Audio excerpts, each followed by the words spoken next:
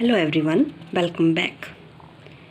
Last topics में हमने cover किया था what is atomic mass. Atomic mass जो होता है वो कार्बन एटम का 1/12 पार्ट होता है।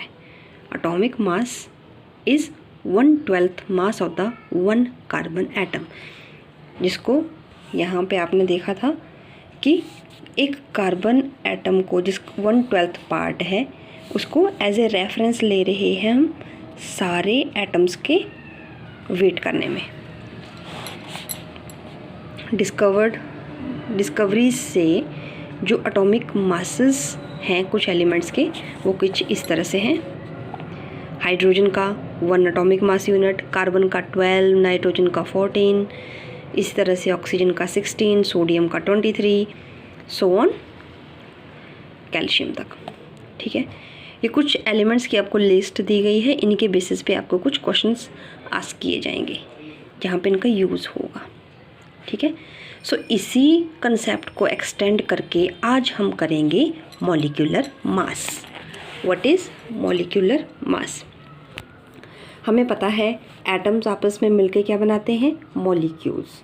अब जब हमें उनका एटॉमिक मास पता है तो हम अलग अलग एटम्स का जो एटॉमिक मास होगा उसको ऐड अप कर लेंगे और हमारे पास आ जाएगा मॉलिक्यूलर मास। कैसे? जैसे कि यहाँ पे इसको करने से पहले हम बेसिक देख लेते हैं पीरियोडिक टेबल में एलिमेंट्स कैसे अरेंज हैं। सबसे पहले यहाँ पे हाइड्रोजन होता है,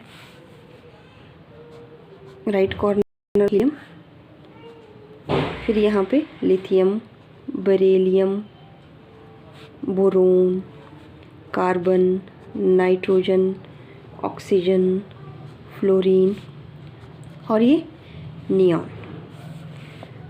10th नंबर तक हो गया। नाउ फिर आता है आपका सोडियम, मैग्नीशियम। एटलीस्ट आप थोड़ा थोड़ा याद करने की कोशिश करें। जहाँ पे आप पीरियोडिक टेबल को देखते रहेंगे तो आपको कुछ पोजीशंस उनकी याद हो जाएगी। सिलिकॉन, फास्फोरस, फिर सल्फ़र आता है, ऑक्सीजन के नीचे सल्फ़र आता है, फ्लोरीन के नीचे क्लोरीन आता है, नियॉन के नीचे आर्गॉन आता है। अगर आपने इतना भी कर लिया so that is little bit sufficient. इसका एटॉमिक नंबर 3, इनका एटॉमिक नंबर्स लिख लेते हैं। 3 है, ये 4 है, 5, 6, 7, 8, 9, ये 10। ठीक है, उसी तरह से ये 11 है, 12 है, 13, 14, 15, 16, 17, 18। अब इसको बताने का मतलब क्या है, कई केसेस में कई मॉलिक्यूल्स आप ऐसे देखेंगे जिनका एटॉमिक मास जो होगा वो लगभग डबल होगा। हाइड्रोजन का तो 1 ही है। जैसे अब जैसे कि ले लेते हैं कार्बन का एटॉमिक नंबर 6 है, सो इसका एटॉमिक मास कितना है, 12 यूनिट, जो आपने अभी टेबल में देखा।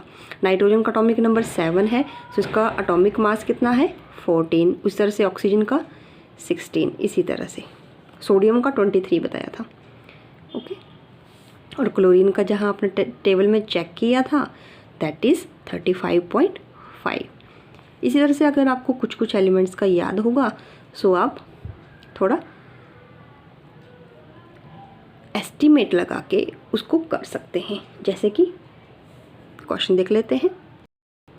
यहाँ पे आपको क्वेश्चन पूछे गए हैं, calculate the molecular masses of H2, O2, Cl2, इस तरह से बताया है। तो इसमें मैं एग्जांपल ले रही हूँ CH2OH का, ओके, CH3OH का।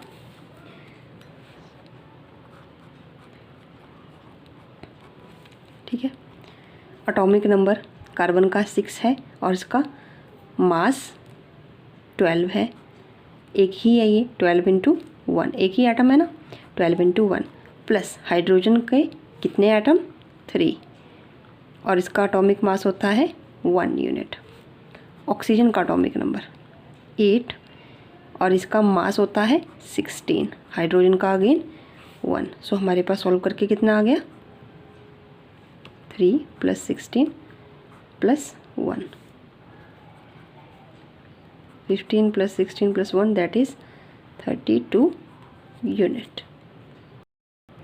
नीचे वाले क्वेश्चन में तो वैल्यूज़ दी गई हैं, आप जस्ट पुट करेंगे। जैसे जिंक ऑक्साइड में जिंक की वैल्यू दी है 65 यूनिट, ऑक्सीजन का 16, 65 + 16। उसी तरह से नेक्स्ट एग्जाम्पल्स में भी नेक्स्ट क्वेश्चंस देख लेते हैं। जैसे यहाँ पे बोला गया है calculate the molar mass of ethyne C2H2। Carbon का एटॉमिक नंबर कितना है आपके पास 6 है, इसका मास कितना है 12। So we will just write 12 × 2 plus hydrogen का मास 1 × 2। सो आपके पास आ जाएगा 26 units. In the next we have sulphur का मॉलिक्यूल है हमारे पास, एसिड मॉलिक्यूल। सो सल्फ़र का एटॉमिक नंबर है आपके पास 16। सो इसका जस्ट नियरली होता है 32। So we will write 32 × 8। ठीक है, सॉल्व करके जो भी आएगा वो आपका आंसर। अगेन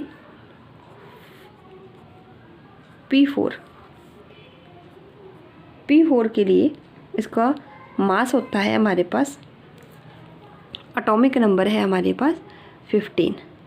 ठीक है, सो हमें जस्ट पता है कि 30 के आसपास होगा। Experimentally it is 31। 31 को हम करेंगे × 4 से, आपका आंसर आ जाएगा। अगेन HNO3 मॉलिक्यूल में क्या होगा, हाइड्रोजन का मास 1, नाइट्रोजन का एटॉमिक नंबर 7, तो मास हो गया 14। ऑक्सीजन का एटॉमिक नंबर इज़ 8, मास है 16। 16 के साथ 3 एटम्स हैं, सो मल्टीप्लाई विद 3, ये आ गया आपका 13 और 4 और 2 63 यूनिट, ये आ जाएगा आपका HNO3 मॉलिक्यूल का। ओके, साथ में यहाँ पे क्वेश्चन नंबर 5 दिया है, give the names of the elements present in the following compounds.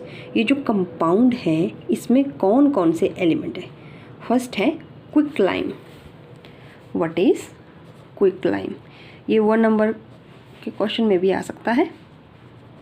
Quicklime है कैल्शियम ऑक्साइड, जो आपने क्या है इनके फॉर्मूलेज करते हुए किया था।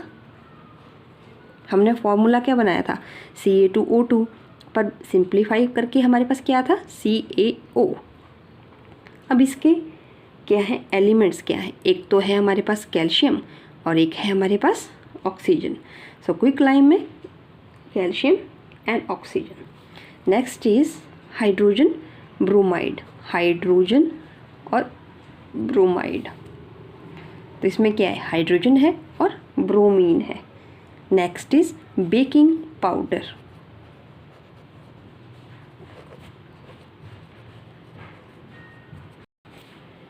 बेकिंग पाउडर का फॉर्मूला होता है सोडियम, हाइड्रोजन और साथ में कार्बोनेट। इसमें होगा सोडियम, हाइड्रोजन और कार्बोनेट। ठीक है, इसे बोलते हैं sodium bicarbonate. Again potassium sulphate. Potassium sulphate में क्या होगा, एक पोटेशियम होगा और एक सल्फेट होगा। ऐसे ही पोटेशियम का सिंबल लिख लेते हैं और ये सल्फेट का। सल्फेट का चार्ज हमें पता है 2 नेगेटिव होता है, पोटेशियम का हमें पता है +1 होता है। जब इसका फॉर्मूला बनेगा दैट इज़ K2SO4। ठीक है, सो इसमें क्या है 2 एटम्स ऑफ पोटेशियम है और एक सल्फेट है। That's all for today, thanks for watching. मिलते हैं नेक्स्ट वीडियो में।